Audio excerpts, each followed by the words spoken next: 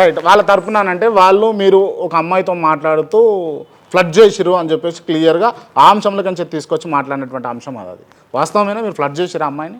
అమ్మాయి ఏది? అమ్మాయిని ఫ్లడ్ చేసిరా? అమ్మాయి ఏది? అమ్మాయిని ఫ్లడ్ చేసిరా? ఎవరమ్మాయి?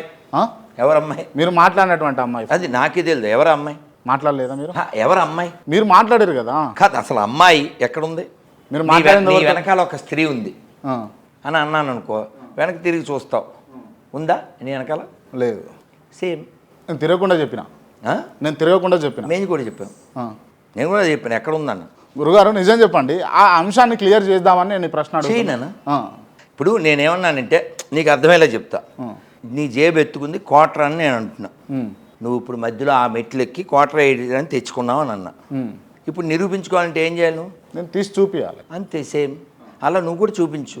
నేను చూపిస్తే ఇప్పుడు అది కోటర్ కాదని తెలిసిపోతే అది సేమ్. రైట్. మరి మీరు ఫోన్లో మాట్లాడినటువంటి వ్యవహారం కొన్ని మీడియా ఛానళ్ళలో పెట్టిర్రు. మరి అదేంటిది? కాదు, అక్కడ అమ్మాయి ఎక్కడ ఉంది?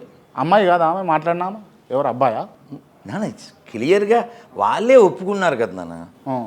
తర్వాత వీడియోస్లో మా దేవుణ్ణి ఎక్కడ పడితే అక్కడ విమర్శిస్తున్నాడు వీడు, అందుకే మేము ఎలా చేసాం.